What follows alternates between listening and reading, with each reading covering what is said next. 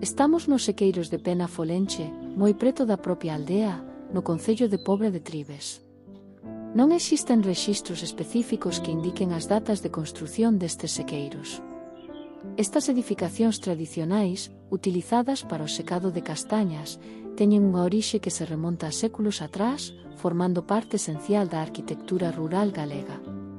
A súa existencia está estreitamente ligada á importancia histórica do cultivo da castaña na rexión, que foi un alimento básico en Galicia durante moitos séculos. Aínda que a data de construción dos sequeiros de Pena Folenche non está documentada, é probable que foran edificados entre os séculos XVIII e XIX, coincidindo cun período de expansión do cultivo da castaña e a necesidade de infraestruturas para o seu procesado e conservación.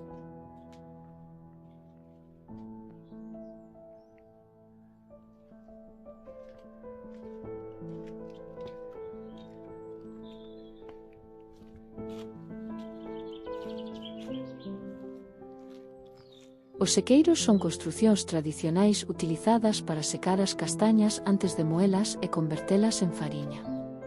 No interior contan cun andar superior ou caniceira, formado por un entramado de listóns de madeira interespaciados uns milímetros, con fin de permitir o paso do fume e a entrada de calor. Na caniceira é onde se colocan as castañas e está enriba dunha lareira de lume baixo, que se mantén acesa durante varias semanas. O fume e a calor fan que as castañas perdan a humidade de maneira progresiva, facilitando así a súa conservación.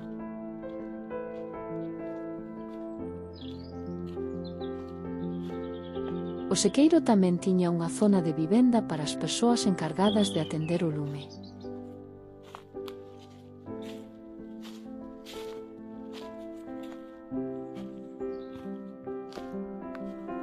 A castaña foi un alimento fundamental en Galicia durante séculos, tendo unha enorme importancia tanto na economía como na cultura galega.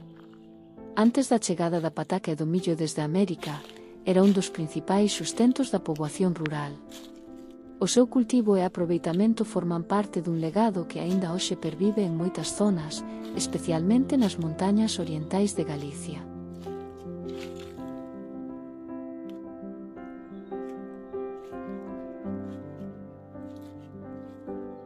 Os castiñeiros, Castanea sativa, foron introducidos na Península Ibérica hai miles de anos, probablemente polos romanos, que promoveron o seu cultivo como fonte de alimento e madeira. Non obstante, estudos recentes suxiren que xa había castiñeiros autóctonos antes da chegada dos romanos e que estes simplemente impulsaron o seu aproveitamento sistemático. Durante a Idade Media, os mosteiros e os señores feudais fomentaron a plantación de soutos, pois a castaña era un alimento básico na dieta da poboación.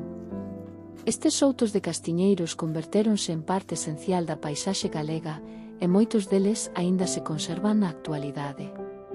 A chegada da pataca e o millo no século XVI fixo que a castaña perdera protagonismo na alimentación diaria, pero seguiu sendo un produto valioso e respectado na gastronomía e na cultura popular.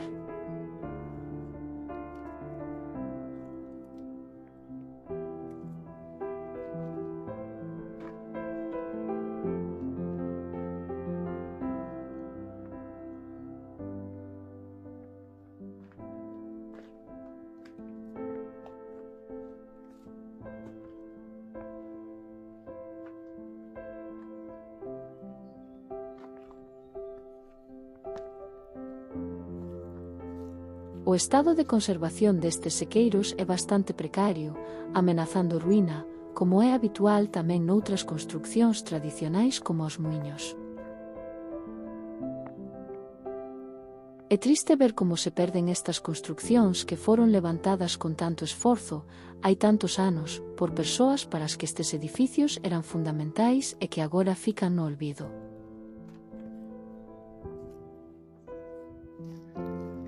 No sendeiro que percorre o lugar, podemos ver algún panel explicativo e cartéis que amosan as rehabilitacións realizadas. Rehabilitacións que sin o mantemento apropiado resultan inútiles.